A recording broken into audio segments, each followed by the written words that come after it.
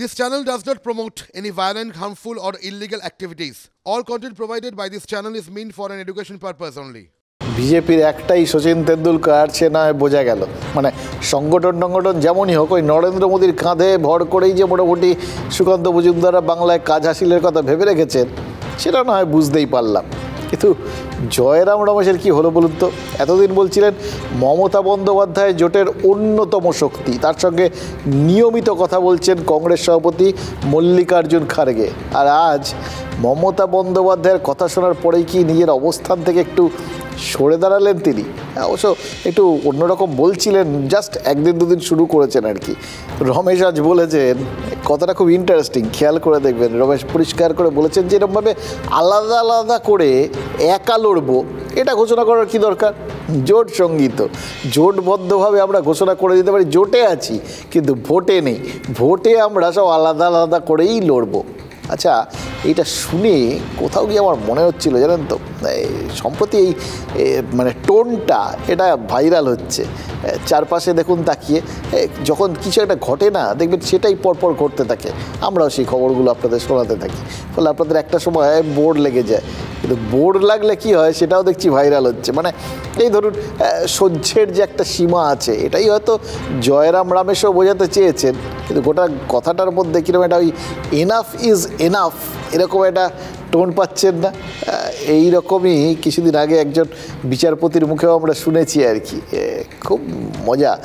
তো তুমুল অপমানিত, তুমুল বিরক্ত, এক্স্যাক্ট কে কোনটা কীভাবে সেটা একটুখানি ভেবে দেখুন তো। আর তার মধ্যেও আরেকটা জিনিস মনে হচ্ছিল জানেন তো, মানে ধরুন জোটের জন্য তো প্রাণপাত করছে সিপিআইএম। তারা মালদায় রাহুলের ন্যায়যাত্রায় সামিল হয়েছিল, সেখানে তো সিপিআইএমের কর্মী সমর্থকরা সামিল হয়েছেন। কাল মুর্শিদাবাদের রাহুল গান্ধী, অধীর চৌধুরীদের সঙ্গে সিপিআইএমের মোহাম্মদ সেলিম, সুজন চক্রবর্তীদের হাঁটার কথা। তৃণমূল পাশে না থাকলেও বন্ধুকৃত্যে কোনো রকম কার্পণ্য করছে না, বুঝিয়ে দিচ্ছে যে তারা জান হাজির আর কি এই জোটের স্বার্থে। গান্ধীজির মৃত্যুদিনে মহাত্মাকে শ্রদ্ধা জানিয়েছে, মিছিলে কর্মীদের পাঠিয়েছে, কাল সেখানে সশরীরে নেতারা থাকবেন। এই রকম একজন বন্ধু থাকতেও তাদের কি হ্যাটা করে দিলেন জয়রাম রমেশ। মানে দেখুন, এরা তো কোথাও গিয়ে জোট চাইছেন, কিন্তু জাস্ট তৃণমূল তারা বলল যে জোটটা করবে না, বা কোথাও গিয়ে তারা নিজেদের ওই দুটোর বেশি সিট তারা ছাড়বে না, এরকম শর্ত ফর্ত দিয়ে দিল। মনের দুঃখে অভিমান করে পুরো 3-4জনের জন্যই পুরো জোটের বারোটাটা বাজিয়ে দিলেন। হ্যাঁ, জয়রাম রমেশ বামেদের কথা একবারও তার মাথায় এলো না যে বামেরা তো জোটটা চাইছে, কিন্তু যেহেতু তৃণমূল থাকবে না তাই বলে দিলেন সবাই মিলে জোট নেই, ভোটে সেটা ঘোষণা করে দিক। তাহলে কি জোট সঙ্গী হিসেবে এই ভোটে বামেদের কোনো নম্বরই দিচ্ছেন না কংগ্রেসের নেতারা? বাংলায় জোট সঙ্গী হিসেবে তাহলে বামেদের থেকেও তৃণমূল কি তাদের বেশি পছন্দ ছিল? এবার তাহলে তো বামেদের ভেবে দেখতে হবে গোটা পরিস্থিতিতে তারা আসলে ঠিক কি। মোদির হাত থেকে, বিজেপির হাত থেকে দেশকে মুক্ত করার যে লড়াই চলছে, এটা আমাদের দেশের দ্বিতীয় স্বাধীনতার লড়াই চলছে। সুতরাং এই দাবিকে আমরা সমর্থন করি। আমরা যে যাব এটাও আমরা অনেক দিন আগে থেকে জানি। আর প্রচুর খেলিয়ে, প্রচুর ঘুরিয়ে জয়রাম রমেশরা যতই ইঞ্জেকশন মেরে পিংপং বলকে ফুটবল দেখানোর চেষ্টা করুন, মমতা ব্যানার্জি শেষমেশ কংগ্রেসের ওই ন্যায় জোড়ো যাত্রায় যাবেন না, কারণ আরএসএসের ইনস্ট্রাকশন আছে, এটাও আমরা জানি। তৃণমূল কংগ্রেস নিশ্চিতভাবে একাই চলবে। আর কংগ্রেস এবং সিপিএম তারা তো প্র্যাকটিক্যালি এই রাজ্যে বিজেপির দালালি করছে, বিজেপির বি টিম সি টিমের ভূমিকা পালন করছে। যুব ফ্রন্টের নাম ছিল ইনসাফ যাত্রা,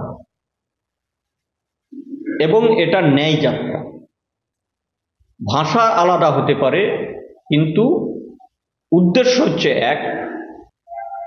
যারাই বিজেপি তৃণমূলের বিরুদ্ধে এই ন্যায় যাত্রা করবে কি ইনসাফ যাত্রা করবে, তাদেরকে সংহতি জানানোর জন্যে আমরা সমর্থন জানাই। মানে এমনিতে মুর্শিদাবাদের রঘুনাথগঞ্জ থেকে কংগ্রেসের পদযাত্রায় মোহাম্মদ সেলিম আর সুজন চক্রবর্তী হাঁটবেন, সেটা তো একেবারে স্পষ্ট করে দিয়েছেন মুর্শিদাবাদ জেলা সিপিআইএমের সেক্রেটারি। কিন্তু আগের কথাগুলো কি বললেন? মীনাক্ষী মুখোপাধ্যায়রা ইনসাফ যাত্রা করেছিলেন, বিজেপি এবং তৃণমূলের বিরুদ্ধে এই ইনসাফ যাত্রা ছিল, এবং তাদের সিপিআইএমের যুব নেতারা তারা হেঁটেছিলেন। রাহুল গান্ধীর ন্যায় যাত্রাও যে ওই বিজেপির পাশাপাশি তৃণমূলের বিরুদ্ধে, এই ন্যারেটিভটা তিনি কোত্থেকে পেলেন?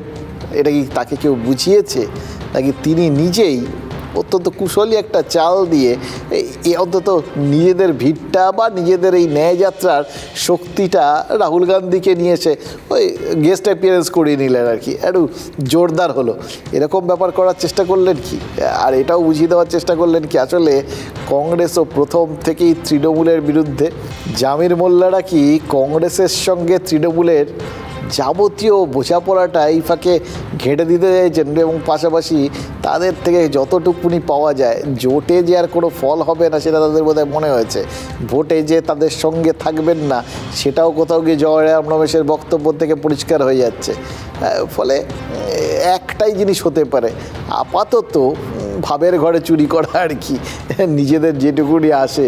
রাজনীতিতে কনফিউশনটা যদি না থাকে না, এই ধরনের ছোটোখাটো বড় মেজো, তাহলে কিন্তু যে কোনো অস্ত্র ঠিক ধারালো লাগে না, কনফিউশন রাখতে হবে, তবে ধারালো অস্ত্র হবে। কিন্তু আবার একই সঙ্গে কনফিউশনটা যদি ঠিক সময়ে ঠিকভাবে কাটানো না যায়, যদি শেষ পর্যন্ত কনফিউশনই থেকে যায়, নিজেদের মতো করে তার ব্যাখ্যাটা লোককে বোঝানো না যায়, তাহলে কিন্তু যে কোনো অস্ত্রই বুমেরাং হতে পারে। যেরকম আজ হয়েছিল, রাহুল গান্ধী বিহার থেকে বাংলায় আসার পরই দেখা যায় কনভয়ের একটা গাড়ির কাঁচ ভাঙা। কী করে গাড়ির কাঁচ ভাঙলো, এই কনফিউশন আরও বাড়িয়ে দেন অধীর চৌধুরী। প্রদেশ কংগ্রেস সভাপতি বলেন যারা করার তারাই করেছে, এবার এইটুকুনি বলে থেমে যান। লোকে মাথা চুলকে মরেছে, তারাটা কারা? রহস্যের সমাধান করা তো দূরের কথা, রহস্য আরও ঘনীভূত হয় ওই জয়রাম রমেশের কথায়। মমতাকে খাড়গের লেখা চিঠির কথা মনে করিয়ে দেন জয়রাম। যারা ভাঙার তারাই ভাঙছে। প্রতি পদে অপমান করা, তাকে প্রতিবন্ধকতার মুখে ঠেলে দেওয়া, তার বক্তব্য বলতে না দেওয়া, সভা করতে না দেওয়া, যত রকমের বিরোধিতা করা সম্ভব সব রকমের বিরোধিতা কিন্তু এখানে হচ্ছে। কেউ পিছন থেকে ঢিল মেরেছে, পুলিশকে প্রশাসনিক দায়িত্ব কারোর নির্দেশে পরিচালিত হয়। हमारे पोस्टर फाड़े गए थे जलपाईगुड़ी में, आज शीशा टूटा गया है, पर ये चलता रहता है, इससे इंडिया गठबंधन कमजोर नहीं होगा। খাবার জায়গার পারমিশন দেয়নি, মিটিংয়ের জায়গার পারমিশন সরিয়ে দিয়েছে, এমনকি গাড়ির কাঁচ পর্যন্ত ভেঙে দিয়েছে, এবং সেই ভাঙা কাচের গাড়ি নিয়ে 38-40 কিলোমিটার ঘুরতে হলো। মেরেছো কলসির কানা, তাই বলে কি প্রেম দেব না? জয়রাম রমেশ এখনও বলছেন যে তিনি নাকি জোট করবেন।